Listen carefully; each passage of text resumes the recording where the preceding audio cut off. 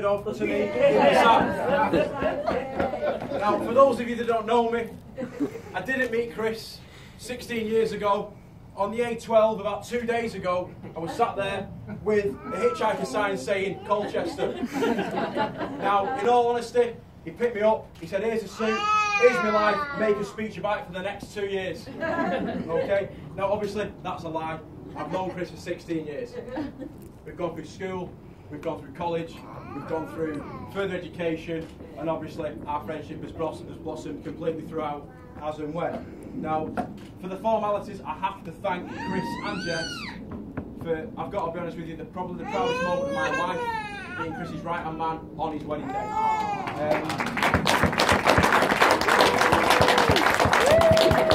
It's a moving experience, I've got to be honest with you. Back in the chapel before, I did fill up a little bit. I did kick myself and I kicked Chris as well to say, don't you dare shed a tear, it's your wedding day, you're a man. Now, I've got to be honest with you, I have done my research on best man speeches. Now, this research has mainly shone up with a best man shows basically the best points of a group. You've got to really exaggerate everything about him. Sing his praises, but two things. I cannot sing, and I'm not going to lie. So, for starters, Jess, you're looking absolutely incredible. Today, I think you're absolutely incredible. The bridesmaids as well. I can't thank you enough, you're looking absolutely fantastic. Ruby, smashed it. But I cannot thank you enough for getting Chris here, because for the last 2 or 3 weeks I've been Googling marrying an accountant. Now, that's the biggest blank of my life, I've got to be honest with you. Okay? Now, again, you'll have had stresses and strains for the last 48, 24 hours. This morning, Chris's hair, he goes through a ton of hairspray, as you can clearly see. Literally a can a week. So obviously you can imagine the stress that we've had this morning with Chris's hair. As a full groom's party, not just myself. Okay? Now, I've got to have a big shout out here to the guys from the north, or the northwest specifically. We've all made a massive effort. I know there's a north-south divide, and we all do think that, well, all southerners think northerners are aliens, let's be honest. Okay? But I think you've all scrubbed up massively. As you socialise later on, what you may kind of touch on is the north-south divide in accents. The word "the," as you go up the A1M towards Sheffield and Leeds and do a bit of a leftover to Oldham specifically, the word "the" becomes a lot shorter. Down here, "the" is THE. Up north, as Billy will clearly tell you today, the word "the" is okay? Now, we heard it before, E-bar gum, how expensive is this bar? Now, in Google Translate, literally all we need to do is just put on your Siri, and that will translate to "the" if you stick it in as Oldham. Not Spanish, not British, Now, I suppose I've got to touch as well on Jess's entrance. Now, I'm not going to lie, I was locked away in a humble abode with very moody lighting with two middle-aged women. Nothing happened. Nothing happened. However, I'm guessing it was very elegant. There's no dirt on the dress. There's no dirt anywhere else. I'm guessing Jess arrived completely fine. And on behalf of the whole wedding party, I'd like to thank everybody. I know Colin's mentioned it, I know Chris has mentioned it. I'd like to thank everybody who's made this special occasion happen. Obviously there's going to be more input than just Chris and Jess. So again, I'd like to thank you very much for this special occasion. And finally, on that note, I'd like to thank the venue in this section. Obviously the decor in the room is absolutely fantastic. The welcome was incredible. But I've got to be honest with you, we are from the northwest. There's a big contingent, and a lot of this furniture may not be available. Lewis, drive up the A1M, the most expensive thing in this room was the harp. Put it on eBay. Just the first listing's free. It's been advertised this week on Facebook. Okay? Now, a special mention, I've got to be honest with you. It was dropped on me quite late, and it's to Greta and Eric.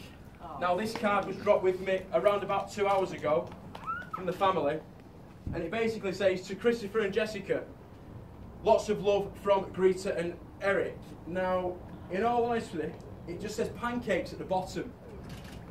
I'm guessing there's something to do with pancakes and going to Grandma and Grandad's, Chris. Have you used and abused for all these years? Is that what you've been doing? And they've even given you a cheque. They've even given you a cheque for £200. Now, whether that's to cover anything to do with the wedding, to do with the honeymoon, anything, I think they deserve a massive round of applause. And I think that's all. Now, what I would do right now is roll my cuffs up, take my cufflinks off and go, here we go. But to be honest with you, it's a bit of an effort. Now, what we'll do, we'll kick off with a stag do. Now, I've never seen Chris Eaton lose his SH1T, ever. This is a man who's kickboxed all his life. I'm not going to lie, I've seen a few people touch his hair on nights out. And he's got almost there, but I'm not going to lie, I've never seen him lose it until a certain 12-year-old boy, 12-year-old boy, 54, wait for it, on his own team,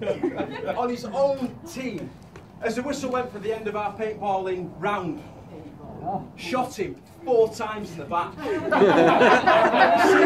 12-year-old, sorry, shit himself any more than when Chris turned around and went, "What the hell do you think you're doing?" Thus shot the 12-year-old 5 times in the chest. Now, with all due respect, that 12-year-old boy will never, ever, ever go paintballing ever again. The kid's scarred for life, let's be honest. Okay, so I was going to mention the catering, but I've already mentioned the gravy was on the meal. So for all the Northerners, we're all right. It couldn't have been any worse, any better, but with gravy, we're all good. Now, what I'd like to do is start with school. In the south, that's called you. That's what, sorry. Now, to us, anyone south of Crewe is a cockney. Crewe's about 20 miles from Manchester that way. What we'll do, we'll Google translate that, people, from French to Essex. No, on a serious note though, we'll start with school. Now, Chris has got away with a massive one here, because what I did, I phoned the venue, Melissa, you'll know. I phoned the venue asking whether I could do a presentation on Chris's life. With it being in the day in the middle of summer, I couldn't put an easel up and obviously have a full-on projector onto the screen, so you're not going to see his year 7 photo, which I'm not going to lie, he's come a long way since year 7 and 11 years old. Okay? So, at school, Chris had a bit of an affinity with drama. He doesn't think I thought about this, do you? As you can see, he's looking away from everybody. Now, Chris's affinity with drama started in year 7. We had a teacher called Miss Graham. He's quite a placid guy. When it comes to drama, he was always destined for the big screen. Now, there's a theatre production company in Oldham called Just Us Players. Now, when we came down for the suit fitting, Chris buzzed off for his early, which meant that myself and all the groomsmen went for a meal together. That included your father. Your father dobbed you right in here, mate.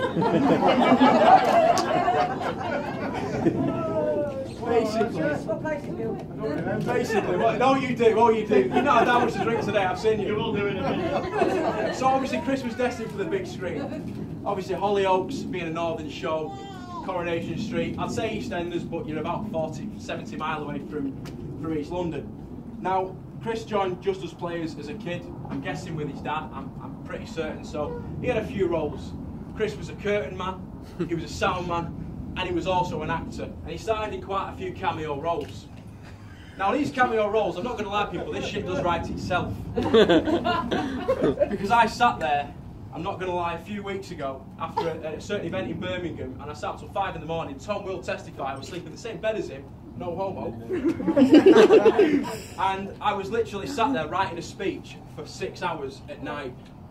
Now, long story short, Chris has played the back end of a cow as a cameo role. Now he also played a mummy to what I've been just told by Julie. I thought it was a ghost, but the mummy seems a bit more poignant because whilst we were getting our suits fitted, a certain father of his was stood there and a 17-inch collar with, I mean, I should take the cufflinks off, the cufflinks down, the cuffs down here, and he was running around like this, right, with his cuffs out. I mean, like father, like son, if you're playing a mummy in a play, then you don't get any better, do you, really? Okay? Now, as Chris has got older, his fashion sense has obviously improved. From year 7, being 11 years old since I met him, it has massively improved, as you can see by his hair and beard. With all due respect, you know, I've got to be honest with you, I think the horse may have upstaged you today, mate. I didn't see it. Now, we had a bit of an event, me and Chris. This is a bit of a story about me and Chris. When we left school, me and Chris were we've always been really close, but we were the only people out of our year that never went to university. And basically, one night we went shopping at All Saints, and he only reminded me of this yesterday, but it was too golden not to put it in. Now, if you don't know All Saints is a bit of a brand that's quite tight-fitted. Obviously, Chris isn't exactly the smallest guy, he's got the biggest legs you've ever seen. And Chris, obviously in All Saints, you have like quite good lighting. The lighting's really strong, really powerful, and the change room's really, really hot. Now, Chris went into All Saints, wanted to buy a tight pair of ultra skinny jeans. This one night, this is the Trafford Centre, by the way, in Manchester, so all the Northern contingent will know about this. We went in there. Well, I say we went in there. I might as well have had a shave, set up camp and everything. We went in the changing rooms, stood there with the jeans on, apparently. Meanwhile, half an hour later, Mark, he stood there giving it, can you go in and check if he's died? I'm thinking, what's going on? What the hell's going on? Meanwhile, Chris comes out sweating, bathed in it, because he got his legs stuck in the jeans. They never mentioned this. They never mentioned this to me. It was just a process of elimination of red face, sweat, and his hair, as you can see, was like this at the time. It was down the front of his face, almost down to his legs and his knees. So I suppose really going on from there, you know, you've got things at school, obviously, with his acting, his fashion sense. Now, growing up, obviously, Chris Eaton, the surname Eaton, has a convenient word of has in between. Now, Chris has Eaton fits my car voice command perfectly. It will not search his name whatsoever, and that has literally stuck for the last 2 or 3 years. Well, saying that 2 or 3 years, 6 or 7 years. Now, obviously, for all the 40+ people in the room, Bluetooth, what it is, I'm not going to go into it to explain what it is. If you wish to email Chris, now the email address in question he begged me not to bring up, and it was at that point of Body Power at the Fitness Expo in May, the day before the suit fitting, that this came to fruition. And long story short, with this one, was I was stood actually in the exhibition with Chris pinning details in to Bulk Powders, who Jess works for. He's an accountant, he still pays for his pants. What's that about? And he pinned his details in to Bulk Powders for some free stuff. Now, I'm laughing already because Jess works there. I'm thinking freebies. What made me crease and do backflips and write this whole speech in one night was the fact Chris used the old email address he's always used from being 11 years old, maybe earlier. Now, this should have been on a presentation stand right here. And it goes, the ladies' man at hotmail.co.uk. So you can imagine my joy seeing that being pinned into an iPad and doing backflips down the A6. Now, as I said before, this shit writes itself. I'm not going to lie. So, it's taken me 15 years to work this out. Obviously, he's now met the girl he wants to spend the rest of his life with. She works for Bulk Powders. He wants to be a fitness model, a fitness athlete. Obviously, his £3 pants, he still can't wingle around his tax returns because he's an accountant and a financial director, might I add. What's going on? One more exam and he's SEMA qualified, might I add. So basically, I can't remember if I've brought out, obviously, Joey, I think I have done already. With regard to a more serious note, Chris moving down south when he was about 20 years old was a massive, massive step. It was quite a sad moment seeing Chris move down south because obviously Chris is like a brother to me. You literally are, Chris, like a brother to me. You phone me every day and literally at 5:29, 5:31, I can expect a call from Chris as Eaton, okay, with a smiley face on my phone. Now, obviously, you're a credit to your mum and dad. You've moved away, you're 26, you're a financial director. I mean, I think that deserves a round of applause.